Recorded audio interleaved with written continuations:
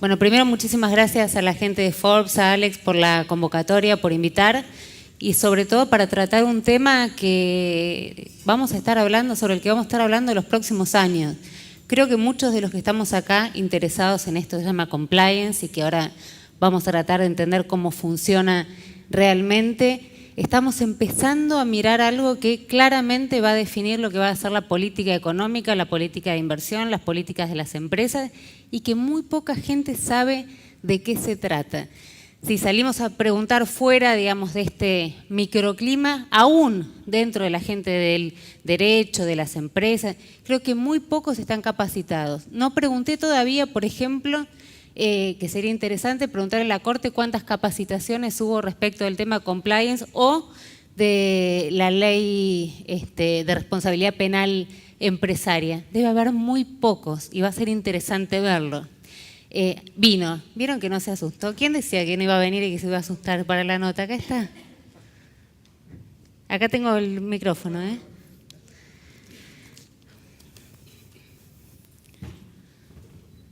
¿No te tenían fe? No. ¿Qué haces? ¿Querés ir ahí? Dale. Bueno, gracias, ¿qué tal? Buen día a todos, ¿cómo están? Bueno, ya hicieron la presentación. ¿Por qué intuyo que la gente de Forbes tenía ganas de que fueses el interlocutor en este tema? Yo recuerdo, no sé si te pasa también, te voy a tutear porque ya nos conocemos hace tiempo, que hicimos una nota hace ya un tiempo muy largo, previo a los cuadernos, porque ahora es fácil, ¿no? Hablar, no hay una época como pre y post cuadernos, lo decía Milber hace un ratito, cuando también estábamos hablando sobre las adjudicaciones, licitaciones de las rutas en el sur a Lázaro Báez. ¿Te acordás ese momento tuyo en Vialidad? Perfecto, sí. Donde se habían encontrado, bueno, los desmanejos que hoy todos conocemos. Y recuerdo haberte preguntado entonces qué iba a pasar con las empresas, digamos, que se viesen involucradas en algún hecho como este. Previo a la ley de responsabilidad penal empresaria, previo a este compliance del que estamos hablando, vos dijiste la van a tener difícil. ¿Estamos hablando hace cuánto? ¿Hace 2 años? 2 años. 2 años, sí, principio de 2016, enero, febrero. En ese momento no había discusión de la ley de responsabilidad penal empresaria, sabíamos que las personas físicas no van presas, digamos, esto es una obviedad, no hace falta decírselos a ustedes, pero no es que se busca Austral Construcciones va preso, digamos, va la persona física, pero no la persona jurídica, no tenía, digamos, demasiado, por lo menos no se veía muy preocupada respecto de las consecuencias que podía tener. Y tampoco se hablaba de compliance. Pero vos ahí en ese momento dijiste, la van a tener difícil. ¿Qué escenario veías?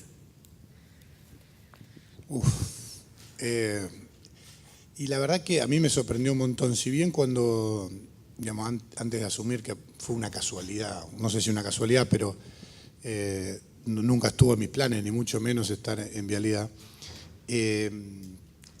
imaginaba lo que podía pasar, pero una cosa es imaginar algo y otra cosa es verlo.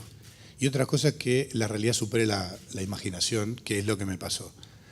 De hecho, es tan increíble la impunidad con la que se trabajaba que esa denuncia, la primera que hice de 26 en mi historia en Vialidad, se originó porque a los pocos días de asumir, el 15 de diciembre de 2015, tengo un conflicto con gomas que se quemaban en la Ruta 3 en Santa Cruz, producto del despido de trabajadores, supuestamente porque Vialidad Nacional no les pagaba los certificados de obra a Austral Construcciones y que por ende Austral aducía que no le pagaba a los trabajadores. Obviamente que fue un momento de crisis complejo, entramos a tratar de resolver el problema y resulta que no solamente no era ese el caso, sino que se había presentado a la audiencia de Secretaría de Trabajo una persona haciéndose pasar por Vialidad, que era empleado de Austral Construcciones, con esa impunidad trabajaban, había cambiado ya el gobierno, sino que además era la única empresa de las más de 250 proveedores de Vialidad que había cobrado por adelantado hasta 60 días cuando había una cola, que más o menos eran 2 pisos del edificio, de gestores y proveedores que querían cobrar los 2 años que le debía al kirchnerismo, casi $2.000 millones, $1.600 millones de deudas. y habían cobrado por adelantado. Con esa impunidad se trabajaba. Entonces dije, bueno, esto es realmente difícil. Otra de las Pero denuncias, esa impunidad la tenían porque no había, digamos, un marco regulatorio ni interno no, ni jurídico. Ahí está el problema y creo que es en lo que van a tener que reflexionar estos días. Un marco regulatorio extraordinariamente bueno, suficiente, en cuanto a la ley de arrepentido, etcétera.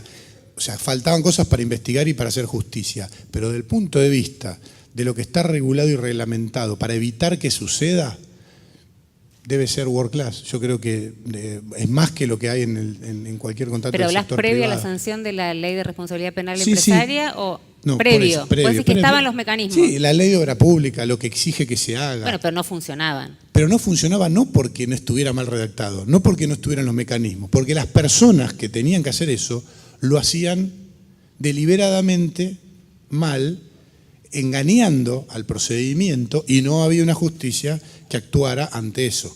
Es decir, había una simulación de cumplir para en los papeles dejar las cosas relativamente ordenadas y no había una verdadera investigación. Entonces, la ley de arrepentido en algún punto viene a resolver ese problema porque la justicia puede trabajar sobre información que en los papeles no está, pero que termina siendo información suficiente para mostrar las cosas que no salen en los papeles. Ahora, quizás ese es el normal aspecto de corrupción que uno puede ver en el Estado, ¿no? Esa simulación. Una de las denuncias que hice, de hecho, hoy lo puedo decir, comentar, pero una de las empresas involucradas en esa denuncia de Suco, o sea, de Wagner, era la perfecta simulación de una oferta. Supuestamente en una licitación 2 ofertas. De esas 2 ofertas que se hicieron, obviamente estaban ya el precio estimado por vialidad. ¿Cómo arrancaba todo? Un precio estimado por los funcionarios que estaba 20-30% por encima del real que habría que tener, con un factor que se llamaba irónicamente K, donde ponían costos, líneas, o sea, justificaban un costo mayor en la licitación y después la oferta era 20% por encima de eso, porque la ley de obra pública dice hasta 20% puedes adjudicar sin tener que dar demasiadas explicaciones si es la mejor oferta. Entonces, todo ese mecanismo que hicieron, 2 ofertas, no, era increíble, porque la oferta, o sea, había que hacerla según el pliego que estaba escrito un día X de enero, y la reunión de directorio que aprueba la oferta en los papeles es posterior al día de la oferta, presentada por ellos. Pero lo peor es que eran un copy-paste una de otra, solamente cambiaba el número, que hasta ahí es difícil de probar. En realidad es fácil de probar si querés demostrarlo, pero había un error grosero. Se ve que la secretaria se confundió, entonces le mandó a firmar con el membrete de la empresa, supuestamente la otra, con membrete y el plano firmado con todos los datos de la empresa, pero con la firma del otro empresario, con su sello y todo, ¿no? O sea, era evidente que la hicieron hasta en la misma oficina. Entonces, ese tema. El problema entonces ¿es solamente tener buenos reglamentos de compliance, digo, en el sector público y privado, o también asegurar que son las personas adecuadas para que lo cumplan? Y el control sobre esas personas, y ahí es donde es importante la justicia, porque ante la primera denuncia tiene que haber una investigación profunda y rápida, y el riesgo que se mide como la probabilidad de que te encuentren y la pena que si te encuentran podés tener, tiene que ser mucho más alta que lo contrario. Y lo que nos pasó es que en Argentina era, primero, lo que vos dijiste, nadie va preso, nadie, o sea, la probabilidad que te investiguen o que te encuentren era nula o bajísima, y después sin pena, o sea, puerta giratoria. Eso pasa en todos los aspectos, pero en particular en la corrupción. Pero perdóname, vuelvo a esto que estás marcando. Estamos contando, digamos, la verdad que digamos, son detalles que muestran la magnitud de la corrupción de la gestión kirchnerista, que nos vamos enterando o por las causas o por funcionarios que lo van contando en la medida en que se van metiendo en áreas sensibles como en su momento era vialidad. Pero decís que el marco regulatorio estaba. Después se pudo mejorar con la ley de responsabilidad penal empresaria, con lo que va pasando con los cuadernos, con la ley del arrepentido. Ahora, el problema vuelve a ser siempre, ya sé que lo habrán escuchado 1000 veces, pero las leyes las tenemos, el problema es cómo se aplican. Las leyes las tenemos, pero el problema es la discrecionalidad de los jueces a la hora de investigar. O sea, y seguimos sumando leyes, y seguimos sumando, digamos, cuestiones de organización interna, como puede ser compliance, o la última ratio, que es la ley penal. Pero hay formas todo el tiempo de sortearla. De hecho, contás que se pudo generar un desfalco de semejante magnitud con un gran marco regulatorio. Y bueno, por eso son importantes las personas que ocupan esos lugares y que quieran hacer que eso se cumpla y se cumpla bien. ¿Pero alcanza? Porque si no Si parece están que las nada... dos cosas, sí. Si están también las personas, sí. Sin duda, porque los países donde la gente que ocupa los cargos relevantes, tanto en las empresas como en el poder político, como en la justicia, actúa de buena fe y honestamente, podrán tener errores, problemas, pero, digamos, el sistema funciona porque siempre hay tendencia a alguien a querer ganar haciendo trampa. Ganar haciendo trampa y no esforzándose un poco más que el otro. Siempre eso va a existir. Ahora, si el referí cada vez que uno hace trampa le saca la tarjeta roja, el partido va a ser limpio o el campeonato va a ser limpio. Si deja que cada vez se pegue más fuerte y que termine ganando el que hace foul todo el tiempo, entonces es un círculo vicioso. De hecho, lo que puede pasar, y que es lo que aducen muchos empresarios, y que en cierto punto es cierto, es que si no entran en esas reglas de juego, que no son las formales, no son las legisladas, son las que se terminaron, digamos, por hábito armando, quedan afuera. Entonces también hemos entrado también en esa discusión, que hay que ponerle pragmatismo para la salida. Pero ahí estamos poniendo a los empresarios en el rol de víctima. Si No no juego este juego, me quedo afuera. Y mucha gente se va a haber quedado afuera justamente por no jugar ese juego. Saben que nunca he hecho eso personalmente, pero también es un aspecto que hay que tener en cuenta de la realidad. O sea, es lo que sucede normalmente. Cuando las reglas de juego, más allá de lo escrito, terminan siendo esas, muchos quedan afuera y dicen, no, yo no me meto, y es lo mejor. Y de porque hecho, han quedado muchos afuera, por ¿no? Si hoy vamos a hablar, ¿cuántos quedaron afuera por no sumarse? No estoy queriendo poner juicio de valor. Digo, ¿cuál es la realidad? ¿Qué es lo que pasa? Se genera un círculo vicioso y, digamos, entramos en decadencia. Y yo diría, no es solamente el kirchnerismo, ¿no? O sea, hay que reflexionar de acá para atrás muchísimos años, nuestra historia, y sin ninguna duda, la honestidad en la gestión, que no necesariamente es pública, puede ser privada, pública, de la justicia, lo que fuera, es una condición necesaria para el desarrollo. No es suficiente, con eso solo no alcanza, pero es necesaria. Sin eso no hay desarrollo. Siempre va a haber porcentualmente alguno que quiere sacar ventaja, pero si el sistema funciona así, nunca vamos a desarrollarnos. Así que no hay manera que Argentina se desarrolle, o cualquier país del mundo, si no resuelve el problema de la honestidad de los funcionarios que toman decisiones, estén en el sector que estén. Ahora, sabemos cuáles son las sanciones, después podemos hablar, tuviste que ver con esta ley de responsabilidad penal empresaria, pero desde el Estado, digamos, ¿cuáles son los límites o cuál es la rigurosidad que se le puede poner a estas empresas para que, digamos, para que sea ejemplificador u otras no vuelvan a cometer lo mismo? Bueno, lo que se ha hecho y que ha funcionado extraordinariamente bien y que sirve de acá para adelante claramente es cumplir esas reglas. O sea, nosotros en Vialidad lo único que hicimos es cumplir con la ley de obra pública y hacer licitaciones de verdad, y el precio bajó 40%. O sea, tan simple como hacer que las cosas se hagan bien. Eso resuelve el problema para adelante. Ahora, ese problema puede resolverse 4 años o 40 años, o los argentinos lo convertimos en una nueva norma de que siempre se cumpla y que cuando hay un vivo la justicia lo agarre las pestañas y le haga pagar las consecuencias según la ley, o no, que sean atisbos, digamos, dure 4 años y después volvamos para atrás. Eso es lo que habría que evitar de acá para adelante. En el caso de las empresas que tienen, digamos, que se le ha descubierto actos de corrupción conjuntamente con funcionarios públicos del kirchnerismo, que es lo que se está investigando, y bueno, tendrán que pagar las consecuencias por eso que pasó en ese periodo de tiempo. Ahí penalmente son las personas y desde el punto de vista empresarial está esta ley que no es retroactiva.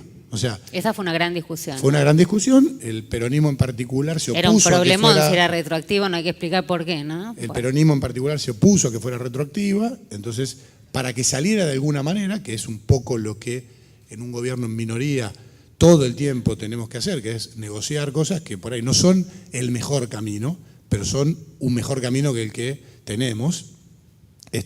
Se hizo por lo menos no retroactiva. O sea, de acá para adelante las empresas sin ninguna duda van a ser responsables económicamente.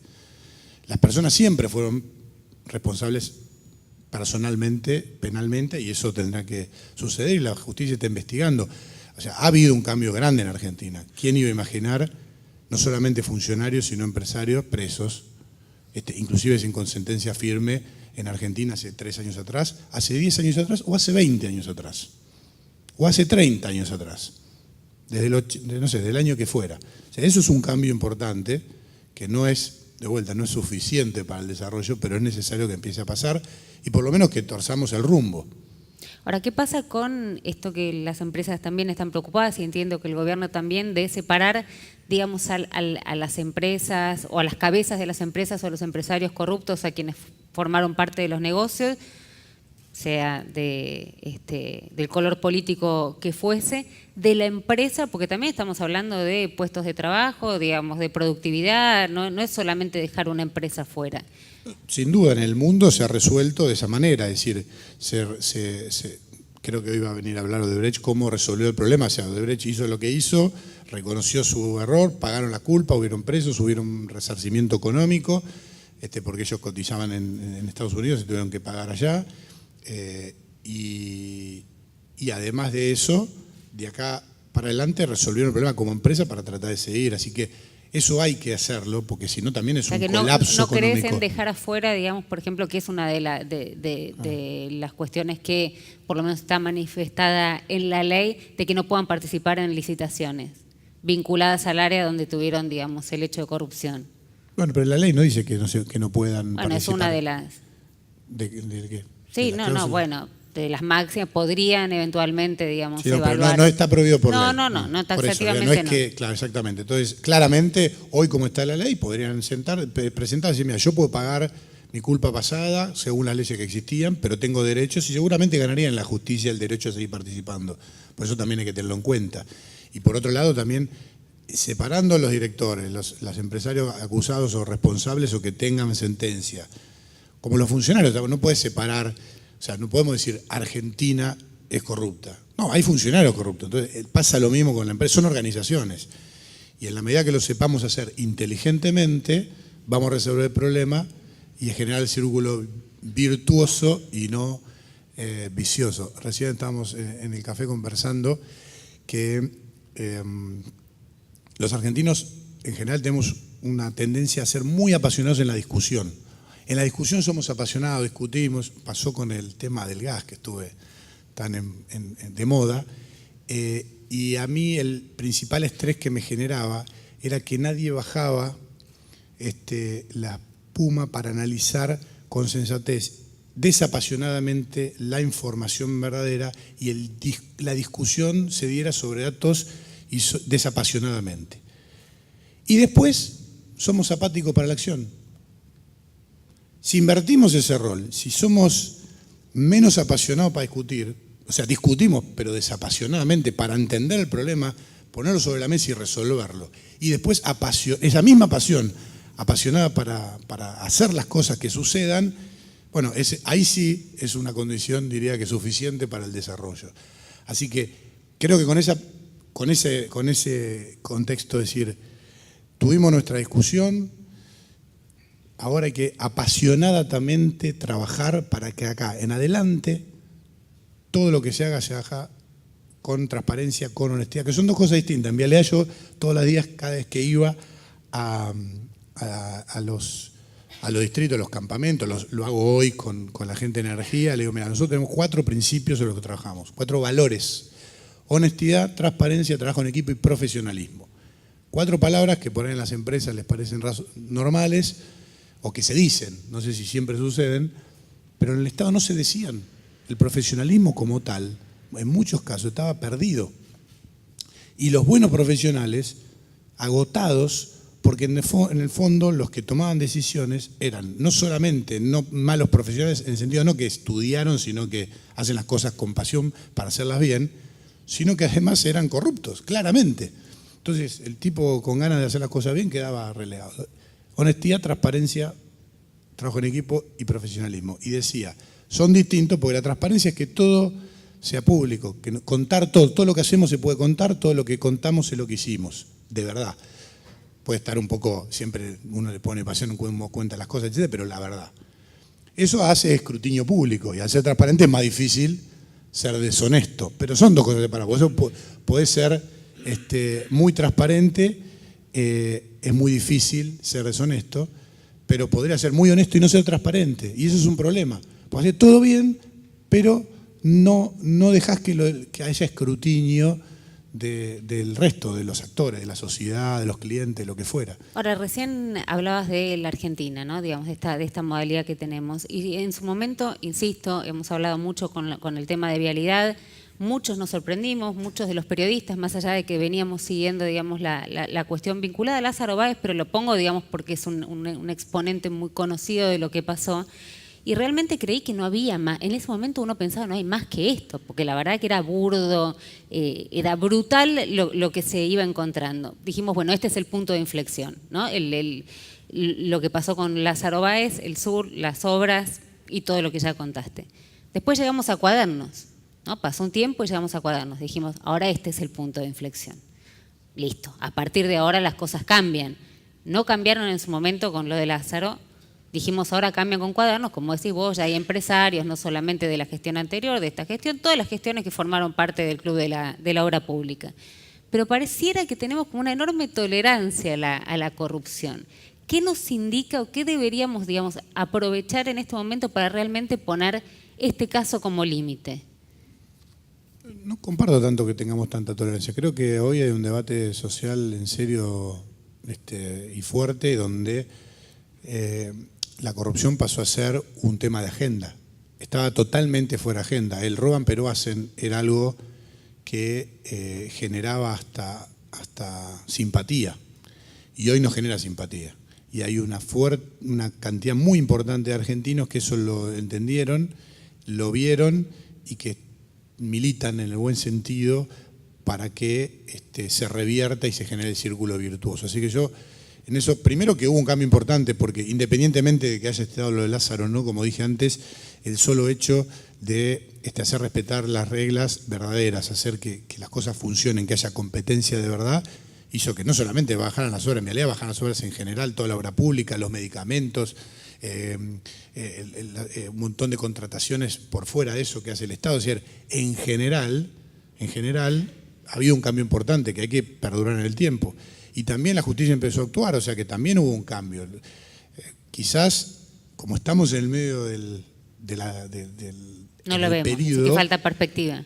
Cuando pase un poco más de tiempo, hagamos perspectiva. Yo creo que en este caso estamos como cuando los argentinos en el 83 decimos volver a la democracia, los primeros años, había ese debate, hay un cambio o no, 35 años después dice, bueno, fue el punto de inflexión. ¿Va definitivamente a hacerlo? Depende de nosotros. ¿Podemos volver para atrás? Podemos volver para atrás. Hoy estamos en la dirección correcta, pero tenemos que continuar en ese camino, que es un camino difícil, que tiene sacrificios, que tiene muchos palos en la rueda. Yo estoy el 50% del tiempo viendo de dónde me viene el balazo del impedir o de distracción. Yo creo que hay una estrategia de distracción. ¿Por ejemplo? Y personalmente tengo como 10 denuncias en contra, penales.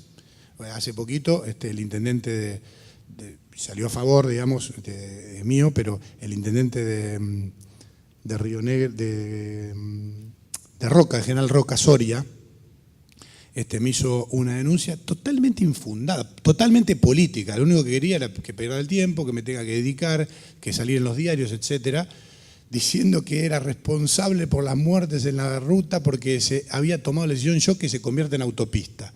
Fue él y su padre que hicieron un decreto para evitar de que se haga la ruta en otro lado y en la gestión anterior había tomado la decisión. Tuve que mandar la resolución, pero ¿todo eso qué significa? Mandar la resolución y mostrarle al juez que efectivamente había sido todo al revés.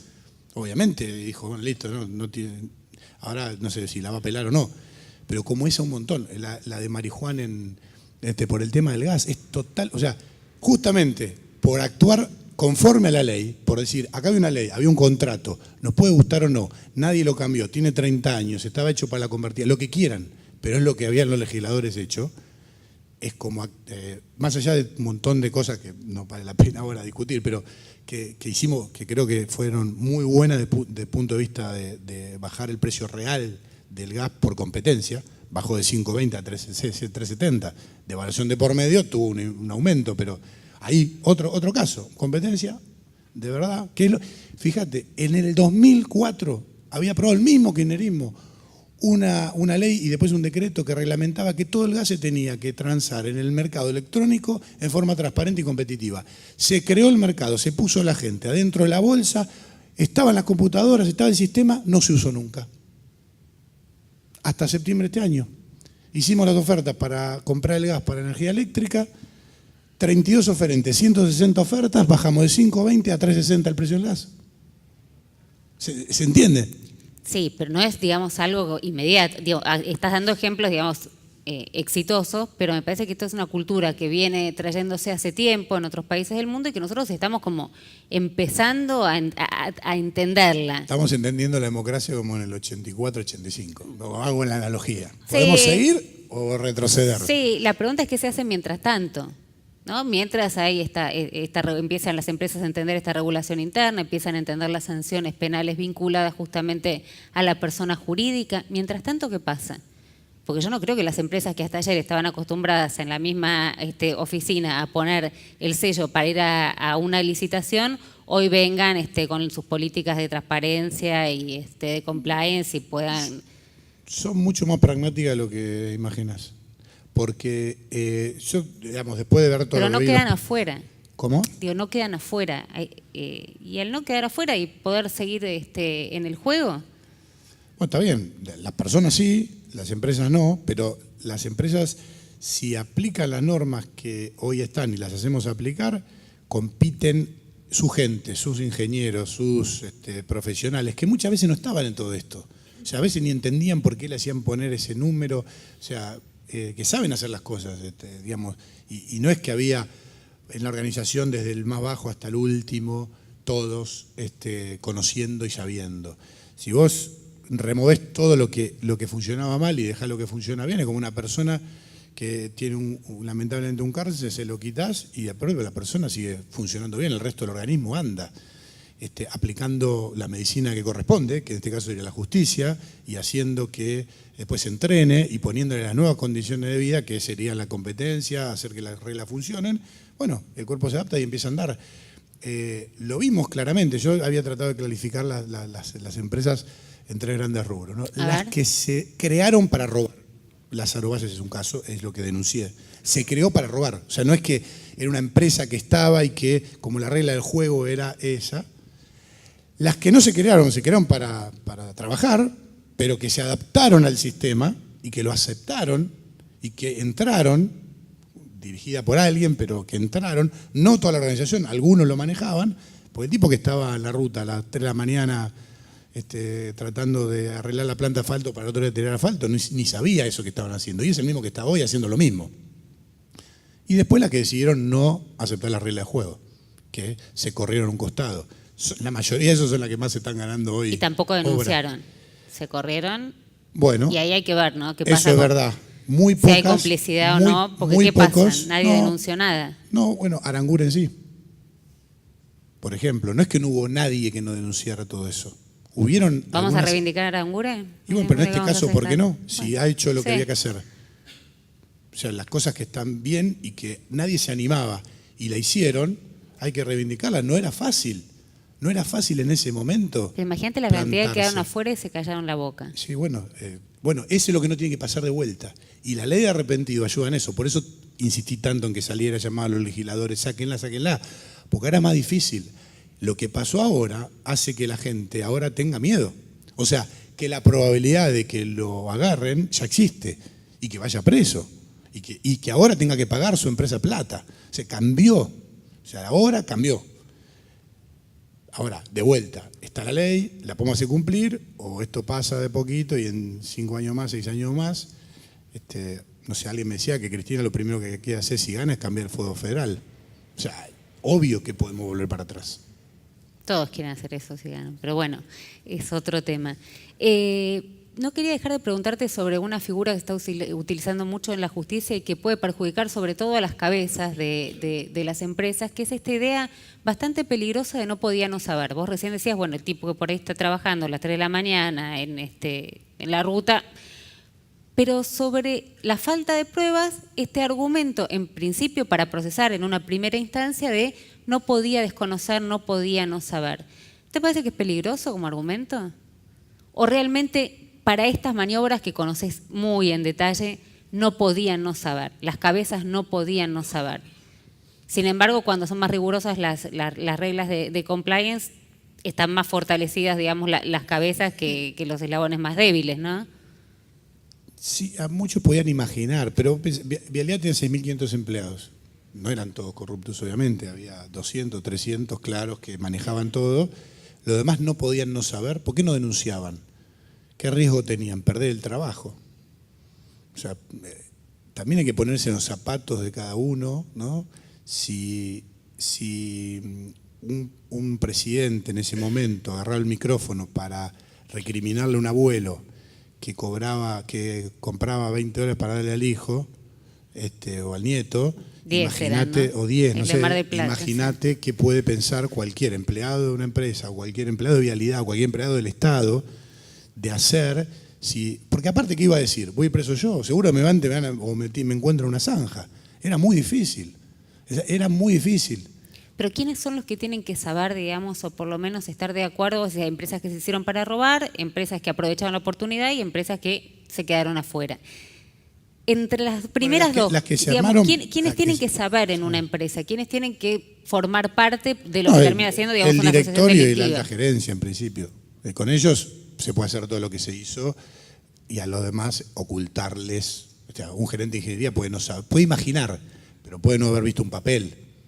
O sea, no firman, no le dan poder. O sea, en algún momento se imagina que es así, pero que también vos podés decir, esto no me huele, no me gusta, me voy. O sea, y hubo muchos profesionales que hicieron eso, muchos. Así como hubo empresas, directorios que dijeron yo no sigo y se fueron del sector o de la obra pública. O sea, hay casos increíbles. O sea, en Vialidad por lo menos. Techín tenía en promedio 15% de la facturación hasta el 2002, 0. Las Austral Construcciones 0, 20. O sea, hay casos muy esquemáticos, digamos, que se ven claramente, no existía. Por eso, fueron decisiones, en algunos casos personales. ¿Se apagó? Hola. Personales o empresariales, pero era muy difícil. Yo lo que sí reconozco es que era muy difícil para un profesional, para un empleado, para lo que fuera, imaginándolo, no teniendo poder de acción. O sea, y de vuelta, un gerente de ingeniería, un gerente de operaciones puede no saberlo. El gerente general. Hola. O el directorio, sí. Ahí creo que hay más o menos no es blanco y negro, pero podría decir como un límite. A ver, hablas, digamos, mucho con empresarios y funcionarios en el exterior. ¿Qué mirada tienen en este cambio que se está dando en la Argentina y qué nivel de preocupación hay respecto a si se aplican las reglas de compliance, si esta ley de responsabilidad empresaria da otro marco para unas reglas de juego más limpias? ¿Es relativo? Porque acá seguramente alguno va a decir, no, a ver, el empresariado no va a estar preocupado por esto, han invertido y siguen invirtiendo en países que tienen dictaduras tremendas, no se van a poner a fijar en los detalles del compliance. Sí se fijan, es importante y cada vez más importante en el mundo. Primero porque siempre es más fácil, o sea, es un problema más. O sea, si vos tenés que trabajar en un sistema corrupto, es un problema más que tenés que resolver. Es más, llega a ser un problema tan grande que perdés tanto tiempo en eso que no podés hacer las cosas bien en lo que tenés que hacer. Con lo cual, a ninguno le gusta ese sistema, salvo al que en sí mismo sabe que es la manera el que se crea para robar, digamos, el que se crea para hacer eso. O sea que, en general, las organizaciones multinacionales prefieren un sistema o eligen los sistemas donde no haya corrupción. Eso funciona mejor compiten en serio y ganan plata haciendo las cosas bien y haciendo algo que le funciona a la sociedad. Aparte está más fácil, porque cuando vos machás tus beneficios personales o organizacionales con lo de la sociedad, todos están contentos, entonces es mucho más fácil. Y esa te preguntan por supuesto. Y la duda que tienen es, hoy están contentos con la situación de que ya no es un problema. Hay otros, pero si era un problema entrar por aduana, por Bahía Blanca, un camión, porque ayer me decía, no podemos creer, en un día entró y nadie nos pidió nada y antes estábamos 6 meses y no era solamente la plata de la coima, el tiempo que se perdía, el esfuerzo, porque había todas técnicas de cajonear, porque no te iban a llamar, esperaban que fueras al pie, te llamata a la gente, todo eso es infinitamente costoso. Entonces, eso sin ninguna, pero tiene miedo, o sea, como vos. Che, bueno, pero ¿qué pasa más adelante? ¿Va a seguir? La desconfianza es, ¿y vamos a volver para atrás o no? Fueron muchos años, mucho tiempo que fue así, porque esto va a ir en el camino del círculo virtuoso. Así que en ese sentido sí hay una clara predisposición a trabajar donde hay transparencia, honestidad, es lo que quieren, eso mejora mucho la actitud inversora y el temor que hoy tienen es que esto que hemos logrado se continúe en el tiempo y no se retroceda. Esto lo dijiste, sé que nos quedan unos minutos. No, la última, porque no puedo dejar de decir, después me voy a ir a mi casa y decir cómo no se la pregunté, lo dijo como en varias oportunidades, lo dejaste entrever. Hay un riesgo, por lo menos para vos, porque esta ya es una pregunta política, digamos, como parte de un proyecto de gobierno. ¿Vos creés que hay un riesgo de que todo esto que se avanzó termine foja cero anulándose si vuelve un gobierno de Cristina Kirchner, como hoy, digamos, están evaluando como una posibilidad las encuestas? Concretamente. Sí, sin duda. No riesgo no, es certero que así va a ser. No hay duda. ¿Se vuelve un esquema de corrupción con Cristina Kirchner presidenta? Sin ninguna duda. Javier Iguazú, muchas gracias.